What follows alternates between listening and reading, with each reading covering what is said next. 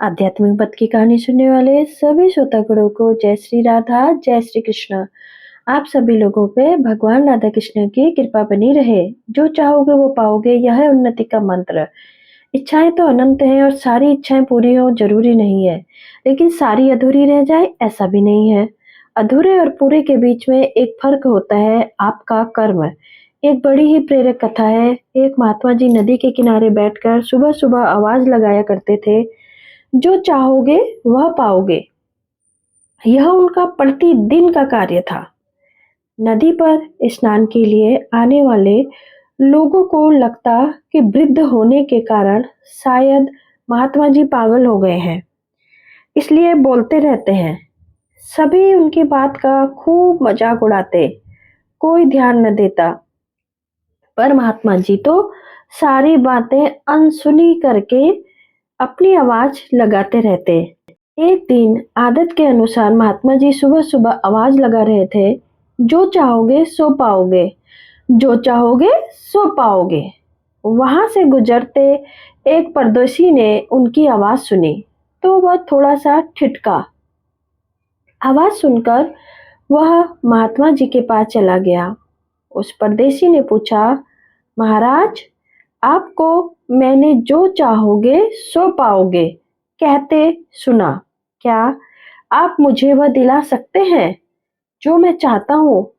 महात्मा जी तो तैयार ही थे। हाँ बेटा, तुम जो कुछ भी चाहते हो मैं उसे जरूर दिला सकता हूँ। यही तो मैं रोज कहता हूँ, तुम्हें जो चाहिए सब प्राप्त करा दूंगा। बस मेरी एक शर्त है। युवक ने कहा, महात्मा जी, अगर आपकी किसी शर्त मानने से मेरी मनोकामना पूरी हो सकती है तो मैं आपकी हर शर्त मानने को तैयार हूँ। बस आप मेरी इच्छा पूरी करने का रास्ता बताएं। क्या करना होगा मुझे? महात्मा जी ने कहा, तुम्हें मेरी बात बिना कोई प्रश्न किए माननी होगी। जो कहूंगा उसे वैसे ही पूरी तरह मानना होगा। यदि कोई प्रश्न किया तो फिर मेरा मंत्र निष्फल हो जाएगा। अब बोलो, क्या संभव है तुम्हारे लिए ऐसा कर पाना? युवक को तो हर हाल में अपनी इच्छा पूरी करानी थी, वह क्यों मना करता? युवक जब पूरी तरह से संकल्पित होकर राजी हो गया तो महात्मा जी ने पूछा, अब बताओ तुम्हें क्या चाहिए? युवक बोला, मेरी एक ही ख्वाहिश है कि मैं हीरो का प्रसिद्ध व्यापारी बनना चाहता हूँ। महात्मा जी ने कहा, तुम अवश्य बन सकते हो। क्या तुम्हारे पास एक भी हीरा है? हीरे के कारोबार के बारे में कुछ भी जानते हो? युवक ने ना में सिर हिलाया और महात्मा जी ने कहा, कोई बात नहीं, मैं तुम्हारे एक हीरा और एक मोती देता हूँ। उससे तुम जितने भी हीरे और मोती बनाना चाहोगे बना पाओगे। युवक तो इतना प्रसन्न हुआ जैसे वो उछल ही पड़े।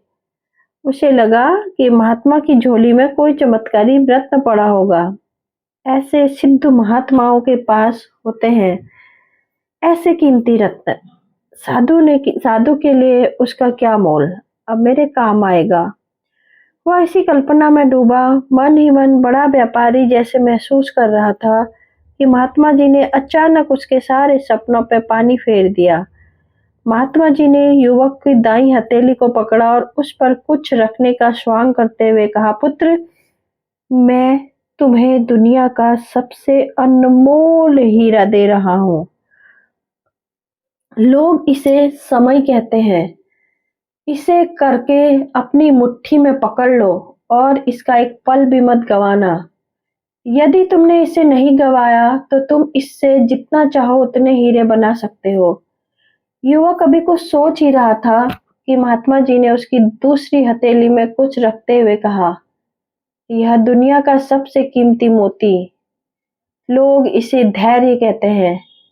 जब कभी तुम्हारे हीरे यानी कि समय के बढ़िया इस्तेमाल करके बाद भी परिणाम ना मिले तो इस कीमती मोती को धारण कर लेना। याद रखना, जिसके पास यह मोती है वह दुनिया में कुछ भी पा कर सकता है। युवक मन ही मन बुरी तरह झुंझला गया। उसको पहले तो महात्मा के आचरण पर क्रोध आया था, लेकिन उसने गंभीरता से सोचा तो उनकी बातें सही लगी। उसने महात्मा जी को वचन दिया कि अब से वह अपना समय बर्बाद नहीं करेगा और हमेशा धैर्य से काम लेगा। वह विदा होने के लिए उठा। महात्मा जी ने कहा, मैं तुम्हें 4 वर्ष का समय देता हूँ। 4 साल बाद आकर मुझे बताना कि मेरे दिए हीरे मोती से तुमने क्या कमाया। जो युवक कुछ पलों पूर्व झुंझला रहा था, अब उसमें आत्मविश्वास झलक रहा था। उसे लगा एक फकीर महात्मा को उस पर इतना विश्वास है कि फिर उसे स्वयं पर क्यों नहीं हो रहा। उसने महात्मा के चरण छूकर आशीर्वाद लिया और हीरो का व्यापारी बनने के निश्चय के साथ वहां से चला। शहर गया और उसने हीरे के व्यापारी के यहाँ काम करना शुरू किया। अपनी मेहनत और ईमानदारी के बल पर व्यापार की बारीकियां सीखने लगा। 4 साल के अंत तक वह सिर्फ कारीगर नहीं रहा, बल्कि छोटे मोटे सौदे करने लगा। उसे महात्मा जी के दिए हीरे मोती का परिणाम मिलता नजर आने लगा।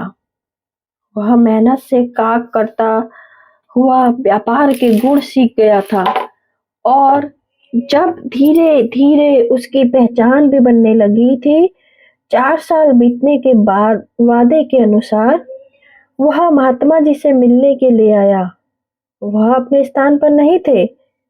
उसने उनके शिष्यों से पूछा तो पता चला कि महात्मा जी का देहांत हो चुका है। शिष्यों ने बताया कि महात्मा जी ने मरते समय तुम्हारे लिए घड़े में कोई संपत्ति छोड़ रखी है, वह लेकर जाओ। उसने वह घड़ा खोला। घड़े में कागज के एक टुकड़े पर लिखा था, तुम कारोबार सीख चुके हो, धन की कमी नहीं है। अब एक चीज तुम्हारे पास से लुप्त होने वाली है, संतोष। इसलिए मैं तुम्हें तीसरा रत्न संतोष देता हूँ। इसे अपने साथ गांठ बांध कर रख लो, बहुत बड़े व्यापारी बनोगे। महात्मा जी के तीनों रत्नों की सहायता से वह युवक एक दिन खुद भी हीरे का बहुत बड़ा व्यापारी बन गया। दोस्तों, अगर आपको कहानी पसंद आई तो कमेंट बॉक्स में राधा राधा जरूर लिखना और मेरे चैनल को सब्सक्राइब करके मुझे भी थोड़ा सा गाइड करें, मोटिवेट करें, जिससे मैं भी एक अच्छी अच्छी वीडियो और अच्छी अच्छी कहानी आपके लिए लेके आऊं। जय श्री कृष्ण।